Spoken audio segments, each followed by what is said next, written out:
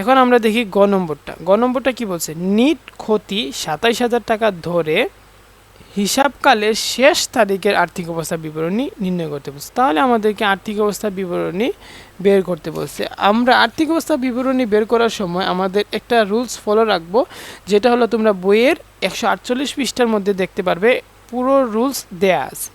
তো আমরা এখন ১৪৮ পৃষ্ঠা দেখে দেখে এই অঙ্কটা করব। আচ্ছা, এখানের মধ্যে আমি বলি আর্থিক অবস্থা বিবরণীতে আমার 3টা জিনিস প্রয়োজন হবে। একটা হলো সম্পদের কাজ করতে হবে, তারপর করতে হবে দায় আর মালিকানা সত্ত্ব। এই 3টা জিনিস আমরা কাজ করলে আমাদের আর্থিক অবস্থা বিবরণী বের হয়ে যাবে। প্রথমত আমরা বক্স আঁকাবো, বক্স আঁকানোর পর আমরা দিব যে সম্পদসমূহ। কি দিব? বক্স আঁকাবো, সব কিছু সেমভাবে দিব। সম্পদসমূহ কি দিব? চলতি সম্পদ। প্রথমে আমরা কি দিব? চলতি সম্পদ, চলমান যে সম্পদগুলো ওইটা আমরা আগে বসাবো। তো চলমান সম্পদ এখানে কি আছে এটা আমরা একটু দেখি, যে চলমান সম্পদ এখানের মধ্যে যদি আমরা দেখি যে চলমান সম্পদ প্রাপ্য নোট, প্রাপ্য নোটটা হলো চলমান সম্পদ। তোমরা এটা মাথায় রাখবা যে কোনটা কোন কোন হিসাব চলমান সম্পদ আর কোন কোন হিসাব স্থায়ী সম্পদ। এই জিনিসগুলো খুব ইম্পর্টেন্ট, এগুলো আমাদের মাথায় রাখতে হবে। তো প্রাপ্য নোট কত টাকা? ২৫,০০০ টাকা। আমরা ডাইরেক্টলি প্রাপ্য নোটটা আমরা বসাই দিব ২৫,০০০ টাকা। তো এখানে আমরা প্রাপ্য নোট ২৫,০০০ টাকা বসায় দিলাম। তারপর আমাদেরকে দেখতে হবে বক্সে যদি আর কোনো চলতি সম্পদ না থাকে তাহলে আমরা যাব সমন্বয়ের মধ্যে, দেখব যে সমন্বয়ে কোনো চলতি সম্পদ আছে কিনা। তাহলে সমাপনী মজুত পণ্য, এটা হলো এক ধরনের চলতি সম্পদ। সমাপনী মজুত পণ্য কি? এক ধরনের চলতি সম্পদ। এটা আমরা বসাই দেব ১,২৮,০০০ টাকা।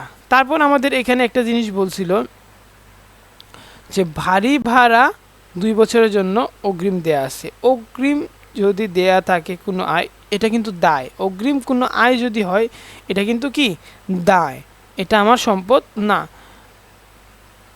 তারপর আমরা যদি দেখি এখানে আছে কমিশন বাবদ ২,০০০ টাকা অনাদায়ী। কমিশন বাবদ কি আছে? ২,০০০ টাকা অনাদায়ী। তাহলে এটা আসবে। অনাদায়ী যদি থাকে সেটা কি আমার বসাতে হবে? অনাদায়ী কমিশন। তো এটা আমরা ডাইরেক্টলি বসাই দিব যে অনাদায়ী কমিশন কত টাকা? ২,০০০ টাকা। আর আমরা কি বসালাম? সমাপনী মজুত পণ্য বসালাম ১,৮৮,০০০ টাকা। আরেকটা জিনিস যেটা হলো অনাদায়ী বিনিয়োগের সুদ ৪,০০০ টাকা। অনাদায়ী বিনিয়োগের সুদ কোনটা? এটা আমরা যেহেতু খতে পাইছিলাম যে বিনিয়োগের সুদ ৪,০০০ টাকা, আর বাকি যে আসিল অনাদায়ী বিনিয়োগের সুদ ৪,০০০ টাকা, এটা আমরা বসাইলাম। আমাদের 8% ৮,০০০ টাকা হয়, আমাদের ৪,০০০ টাকা দিয়ে দিছে, আর বাকি যে ৪,০০০ টাকা আছে এটা কি? অনাদায়ী। আর এই অনাদায়ী যদি কোনো কিছু থাকে সেটা কি হয়ে যায়? সম্পদ। অনাদায়ী কোনো আয় থাকলে এটা কি হয়ে যায়? সম্পদ হয়ে যায়। তাহলে অনাদায়ী বিনিয়োগের সুদ কত দিলাম? ৪,০০০ টাকা। আমার এখানে চলতি সম্পদগুলো শেষ। আমরা চলতি সম্পদ কী করবো? যোগ করে ফেলবো। যোগ করলে কত হয়? ১,৫৯,০০০। ১,০০,০০০ কত হয়? ৫৯,০০০। এখন আমরা দিব স্থায়ী সম্পদ। তোমরা আগে স্থায়ী দিতে পারো সম্পদ, কোনো সমস্যা নেই, পরেও স্থায়ী সম্পদ দিতে পারো, কোনো সমস্যা নাই।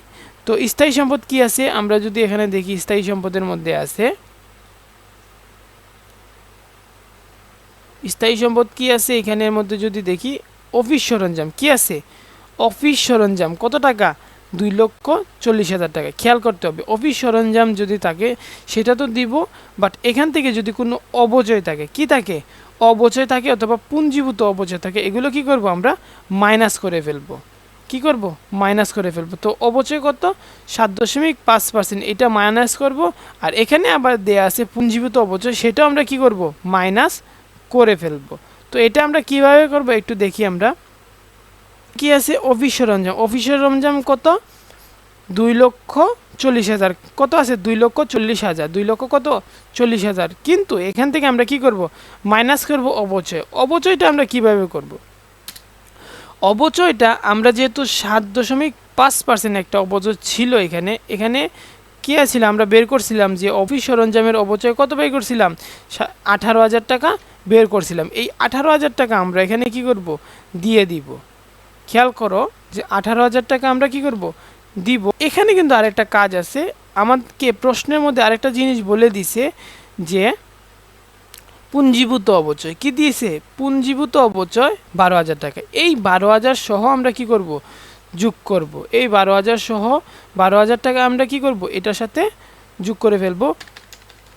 12,000 টাকা। এখন আমরা এটার হিসাব করব, এখানে এটার হিসাব করব কি, তাহলে এখান থেকে যদি আমরা দুইটা যোগ করি, এটা হলো অন্যান্যতে পাইছি আমরা 18,000 টাকা, আর এটা কি বক্সে পাইছি আমরা পুঞ্জীভূত অপচয়, তাহলে দুইটা যোগ করলে কত হয় 30,000 টাকা। কত হয় 30,000 টাকা। এই 30,000 টাকা টোটাল অপচয়। তো এখান থেকে আমরা কি করব 30,000 টাকা মাইনাস করে ফেলবো।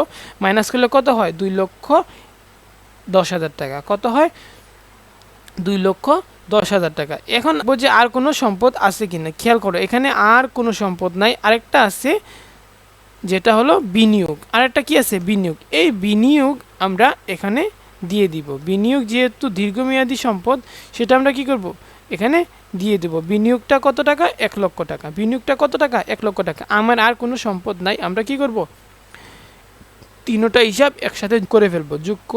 যোগ করলে একসাথে করে যোগ করে ফেলবো। যোগ করলে কত হয় 4,69,000। 4,00,000 কি 69,000। এটাই হলো এটার আনসার। তো সম্পদ আমরা পেয়ে গেছি। এখন আমাদের কাজ হলো দায় প্লাস মালিকানা সত্ত্ব, এই দুইটা জিনিস করলেই যদি আমাদের আনসার এটার সাথে মিলে যায়, তাহলে বুঝবো যে আমাদের আর্থিক অবস্থা বিবরণী অঙ্কটা মিলে গেছে। আর যদি না মিলে বুঝবো যে কোথাও একটা গরমিল রয়েছে।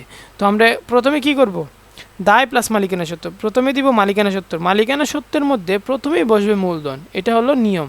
প্রথমে কি বসবো মূলধন। মূলধন কত টাকা, আমরা যদি প্রশ্নের মধ্যে দেখি যে মূলধন কত টাকা, তাহলে দেয়া থাকবে এই যে মূলধন কত টাকা দেয়া আছে, মূলধন 2,80,000 টাকা। তো আমরা কি করব মূলধন 2,80,000 টাকা দিয়ে দেব।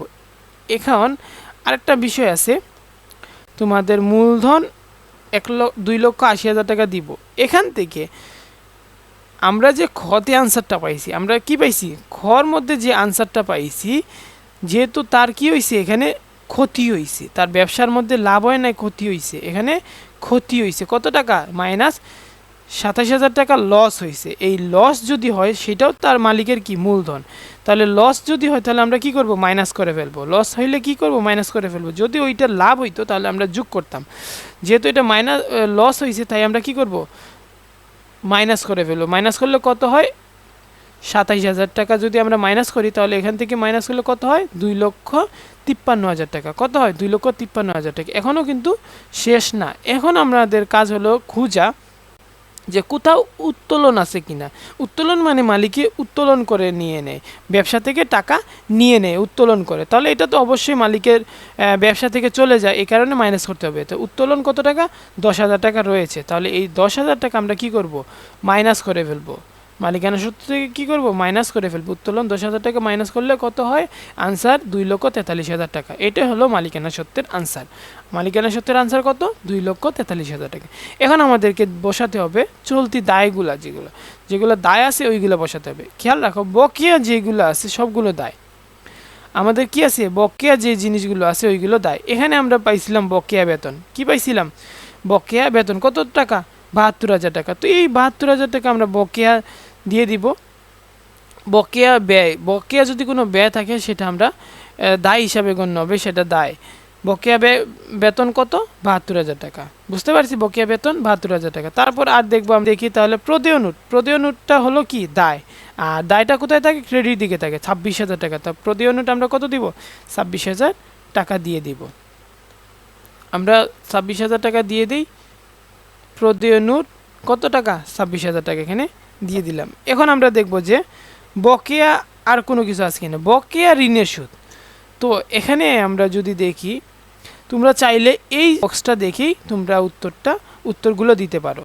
তো এখানে একটা জিনিস আছে যে ঋণের সুদ। এটা কি আছে ঋণের সুদ, যেটা হলো 5,000 টাকা। এখানে দেয়া আছে যে 10% বন্ধকি ঋণ। কি আছে 10% বন্ধকি ঋণ। তাহলে এরকম যদি থাকে যে এত% ঋণ, এত% বন্ধকি ঋণ যদি এরকম থাকে, তাহলে বুঝতে হবে এটা কি আমার এক ধরনের দায়। এটা হলো দেয়া হয় না, এটা যেটা বকেয়া দায়, মানে দিতে হবে। এই দায়টা কি করতে হবে এই 10% সুদ দিতে হবে। আমি বন্ধকি ঋণ নিছি 1,20,000 টাকা, আর 10% আমাকে কি করতে হবে সুদ দিতে হবে। আর এটা আমি বের করে ফেলছিলাম আমাদের খ আনসারে।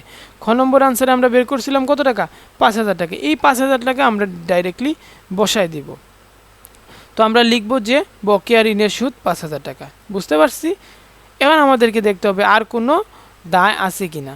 তো আরেকটা জিনিস যেটা আমরা প্রশ্নের মধ্যে পাবো এখানের মধ্যে একটা জিনিস বলছে যে বাড়ি ভাড়া 2 বছরের পাওয়া গেল অগ্রিম, 2 বছরে পাওয়া গেল, যেটা আগেই আমি টাকা পেয়ে গেছি।